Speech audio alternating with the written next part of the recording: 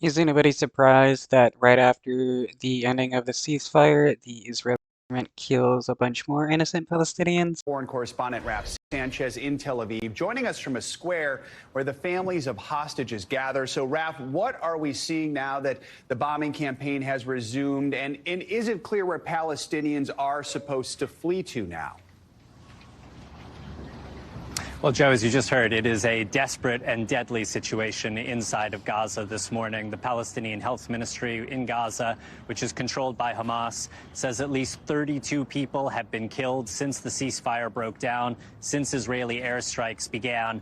And the Israeli military is today warning residents of the southern city of Khan Yunis that the entire city is a potential active combat zone.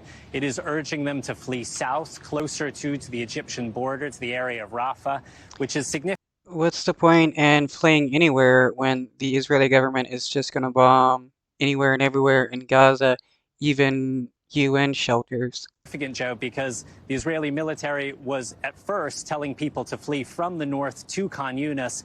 Now it's telling them to get out of Khan Yunis. So you are potentially having a very significant proportion of the population of Gaza being told to flee to the absolute most southern area.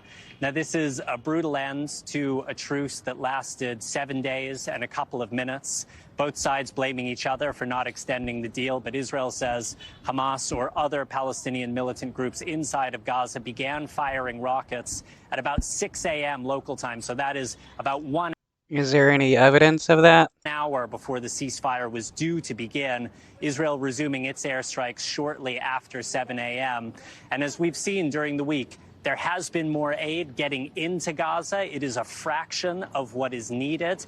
And all of those overlying issues remain as they were. You have a healthcare system that is.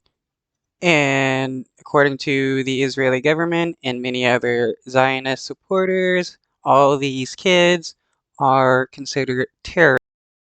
Collapsed. You have disease, which is spreading, and a lot of concern, especially for children, as you just heard. Jeff. So, Raf, this comes a day after Secretary Blinken warned Israel to try and minimize civilian casualties and act in accordance with international law. Is the U.S. trying to put more pressure on Israel, and how is Israel responding to that?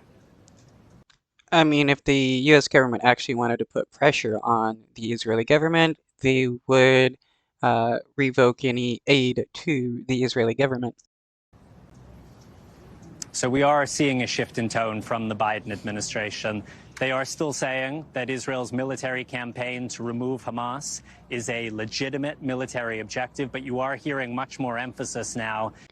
Okay, yeah, the fact that they want to take out a terrorist group, yeah, okay, many nations want to take out terrorist groups, but if that truly was their objective, they wouldn't be, going into innocent Palestinian houses and shooting kids in the back of the head. As you did from Secretary of State Blinken here in Tel Aviv last night, on reducing civilian casualties inside of Gaza. He said there cannot be the kind of large-scale displacement of civilians in the south as we've seen in the north. He said also life-critical infrastructure, so that's hospital, that's water stations, that's power stations, cannot be targeted. He is saying, though, that Hamas. But the Israeli government doesn't care. All they're going to do is claim that Hamas is using said critical infrastructure and then bomb it. Is embedded among the civilian population, in some cases below hospitals, and ultimately they do hold Hamas responsible for this entire situation, beginning with the October 7th terrorist attack inside the south of Israel. The question. No, the deaths of the innocent Palestinians are because of the Israeli government. It's not Hamas in Gaza. It's not Hamas bombing UN shelters. Now, Joe, is can the U.S. be involved in helping to try to rebuild this ceasefire, which is shattered this morning? And the other big question, is it even possible for that to happen right now quickly, Raf? I mean, where do things stand? So Qatar, which were the brokers of the initial ceasefire, say they are continuing mediation efforts between Israel and Hamas to try to get this truce back on track. Interestingly, the president of Israel is in Dubai today for a climate summit where he met the Emir of Qatar. They shook hands. That's rare. These are two countries that don't have diplomatic relations. There is broad feeling here that there is likely to be at least a couple of days of fighting before any ceasefire can come back into effect. We did see that last group of Israeli hostages coming out of Gaza yesterday, 7 women, 1 male teenager, including for the first time 2 Palestinian citizens of Israel. So these are from the Bedouin community. These are Muslims who were themselves kidnapped by Hamas during the October 7th terror attack. All right.